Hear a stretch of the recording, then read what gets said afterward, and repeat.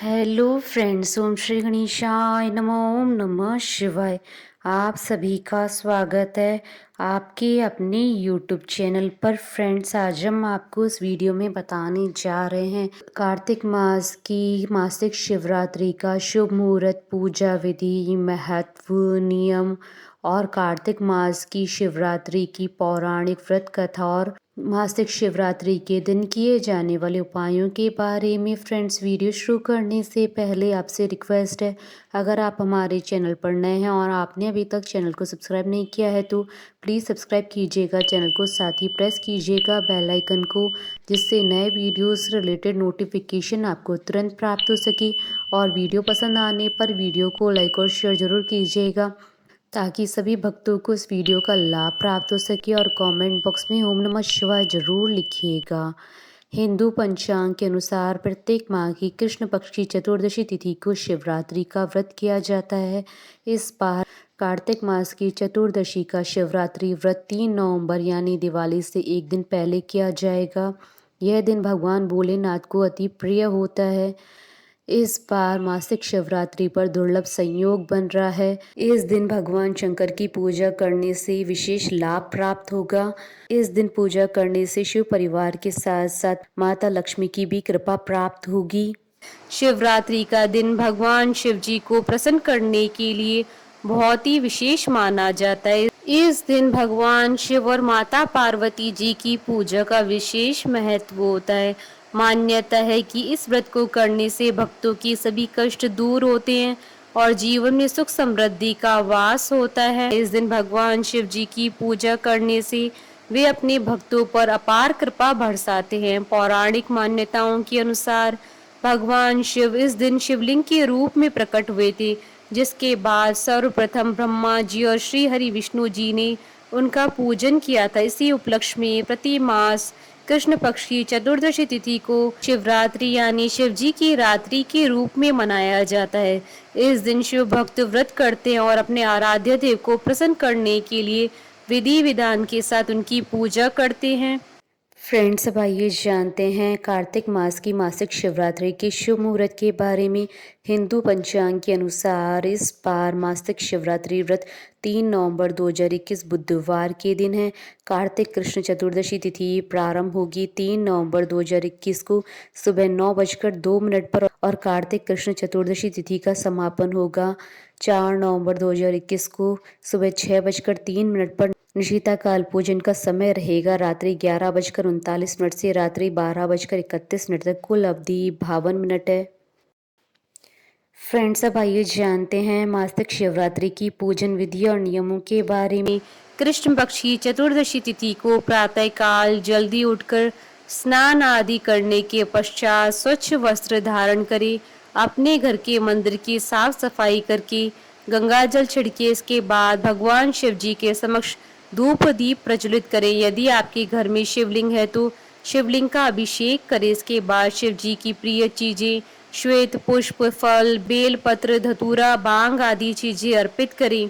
इस दिन किसी शिव मंदिर में जाकर भगवान शिव सहित पूरे शिव परिवार का पूजन करें और शिव जी का रुद्राभिषेक करें।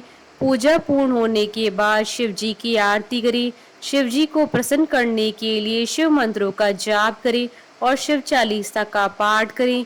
इस दिन रात्रि में जागरण कर पूजन करने का बहुत महत्व माना गया है। रात्रि में जागकर शिव जी का पूजन करें और भजन कीर्तन करते हुए रात्रि व्यतीत करें। अगले दिन प्रातः उठकर स्नान आदि करने के पश्चात पूजन करें और अपने व्रत का पारण करें। मासिक शिवरात्रि पर नियमों का पालन करना बहुत ही आवश्यक होता है। इस दिन अपनी इंद्रियों पर नियंत्रण रखें और ब्रह्मचर्य का पालन करें। इस दिन क्रोध न करें, केवल शांत मन से पूजन करें और किसी के लिए अपशब्द न कहें। इस दिन भूलकर भी किसी तामसिक चीज या फिर मांस मदिरा का सेवन न करें। भगवान शिव पशुपति नाथ कहलाते हैं। इस दिन भूलकर भी किसी पशु पक्षी और बेजुबान जानवर को न सताएं। फ्रेंड्स, अब आइए जानते हैं मासिक शिवरात्रि के दिन किए जाने वाले उपायों के बारे में। बिजनेस में सफलता के लिए मासिक शिवरात्रि के दिन शिव चालीसा का पाठ करना चाहिए।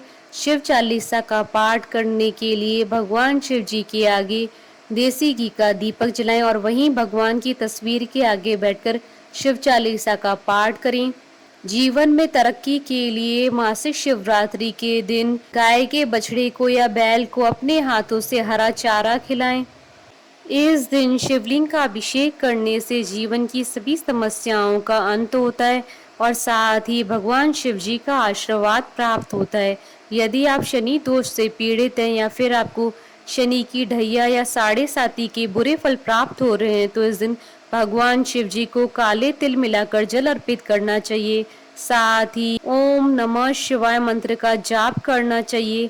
संतान संबंधी कोई भी परेशानी हो तो आप मासिक शिवरात्रि के दिन आटे से 11 शिवलिंग बनाएं और 11 बार इनका जल से अभिषेक करें।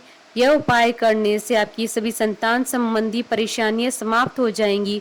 सुखी वैवाहिक जीवन के लिए भोलेनाथ पर गुलाब की पंखुड़ियां अर्पित करें। अगर विवाह में कोई अड़चन आ रही है तो शिवलिंग पर बेल पत्र चढ़ाते वक्त नमः शिवाय मंत्र का जाप करें। संतान प्राप्ति के लिए शिवलिंग पर घी अर्पित करें। फ्रेंड्स, अब आइए प्रारंभ करें मासिक शिवरात्रि की व्रत कथा। पूर्व काल में चित्रभानु नामक एक शिकारी था। जानवरों की हत्या करके वह अपने परिवार को पालता था। वह एक साहूकार का कर्जदार था, लेकिन उसका ऋण समय पर न चुका सका। क्रोधित साहूकार ने शिकारी को शिव मठ में बंदी बना लिया। संयोग से उस दिन भी शिवरात्रि थी। शिकारी ध्यान मग्न होकर शिव संबंधी धार्मिक बातें सुनता रहा। चतुर्दशी को उसने शिवरात्रि व्रत की कथा भी सुनी। शाम होते ही साहूकार ने उसे अपने पास बुलाया और ऋण चुकाने के विषय में बात की। शिकारी अगले दिन सारा ऋण लौटा देने का वचन देकर बंधन से छूट गया। अपनी दिनचर्या की भांति वह जंगल में शिकार के लिए निकला, लेकिन दिन भर बंदी गृह में रहने के कारण भूख प्यास से व्याकुल था। शिकार खोजता हुआ वह बहुत दूर निकल गया था। जब अंधकार हो गया तो उसने विचार किया कि रात जंगल में ही बितानी पड़ेगी। वह वन में एक तालाब के किनारे एक बेल के पेड़ पर चढ़कर रात बीतने का इंतजार करने लगा। बिलपत्र के नीचे शिवलिंग था जो बिलपत्रों से ढका हुआ था। शिकारी को यह पता न चला। पड़ाव बनाते समय उसने जो टहनियां तोड़ी थी वह संयोग से शिवलिंग पर गिरती चली गई। इस प्रकार दिन भर भूखे प्यासे शिकारी का व्रत भी हो गया और शिवलिंग पर बेलपत्र भी चढ़ गए। एक पहर रात्रि बीत जाने पर एक गर्भिणी हिरणी तालाब पर पानी पीने पहुंची। शिकारी ने धनुष तीर चढ़ाकर ज्यों ही प्रत्यंचा खींची। हिरणी बोली, मैं गर्भिणी हूँ, शीघ्र ही प्रसव करूंगी। तुम एक साथ दो जीवों की हत्या करोगे जो ठीक नहीं है। मैं बच्चे को जन्म देकर शीघ्र तुम्हारे समक्ष प्रस्तुत हो जाऊंगी, तब मार लेना। शिकारी ने प्रत्यंचा ढीली कर दी और हिरणी जंगली झाड़ियों में लुप्त हो गई। प्रत्यंचा चढ़ाने तथा ढीली करते वक्त कुछ बिलपत्र अनायास ही टूटकर शिवलिंग पर गिर गए। इस प्रकार उससे अनजाने में ही प्रथम पैर का पूजन भी संपन्न हो गया। कुछ देर बाद जब एक और हिरणी उधर से निकली, शिकारी की प्रसन्नता का ठिकाना न रहा। समीप आने पर उसने धनुष पर बाण चढ़ाया। तब उसे देख हिरणी ने विनम्रता पूर्वक निवेदन किया, हे शिकारी, मैं थोड़ी देर पहले ऋतु से निवृत्त हुई हूँ, कामातुर विहरणी हूँ, अपने प्रिय की खोज में भटक रही हूँ। मैं अपने पति से मिलकर शीघ्र ही तुम्हारे पास आ जाऊंगी। शिकारी ने उसे भी जाने दिया। 2 बार शिकार खोकर उसका माथा ठनका। वह चिंता में पड़ गया। रात्रि का आखिरी पैर भी बीत रहा था। इस बार भी धनुष से लगकर कुछ बेलपत्र शिवलिंग पर जा गिरे तथा दूसरे पैर की पूजा भी संपन्न हो गई। तभी एक अन्य हिरणी अपने बच्चों के साथ उधर से निकली। शिकारी के लिए यह स्वर्णिम अवसर था। उसने धनुष पर तीर चढ़ाने में देर न लगाई।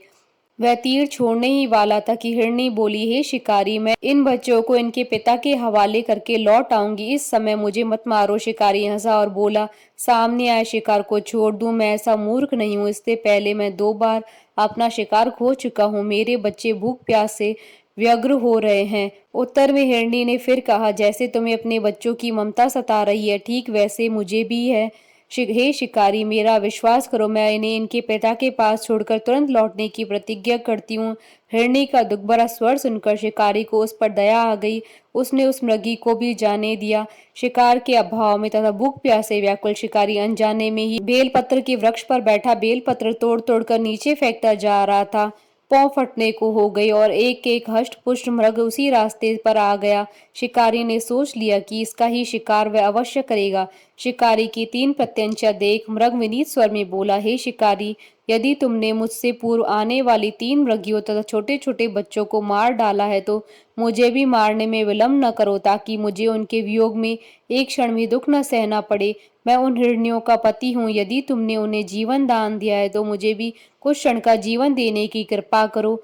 मैं उनसे मिलकर तुम्हारे समक्ष उपस्थित हो जाऊँगा। मृग की बात सुनते ही शिकारी के सामने पूरी रात का घटनाक्रम घूम गया। उसने सारी कथा मृग को सुना दी। तब मृग ने कहा, मेरी तीनों पत्नियां जिस प्रकार प्रतिज्ञाबद्ध होकर गई हैं, मेरी मृत्यु से अपने धर्म का पालन नहीं कर पाएंगी। अतः जैसे तुमने उन्हें विश्वास पात्र मानकर छोड़ा, वैसे ही मुझे भी जाने दो। मैं उन सबके साथ तुम्हारे सामने शीघ्र उपस्थित होता हूँ। शिकारी ने उसे जाने दिया। इस प्रकार सुबह हो गई। उपवास, रात्रि जागरण तथा शिवलिंग पर बेलपत्र चढ़ाने से अनजाने में ही शिवरात्रि की पूजा पूर्ण हो गई। पर अनजाने में ही की हुई पूजन का परिणाम उसे तत्काल मिला। शिकारी का हिंसक हृदय निर्मल हो गया, उसमें भगवत शक्ति का वास हो गया।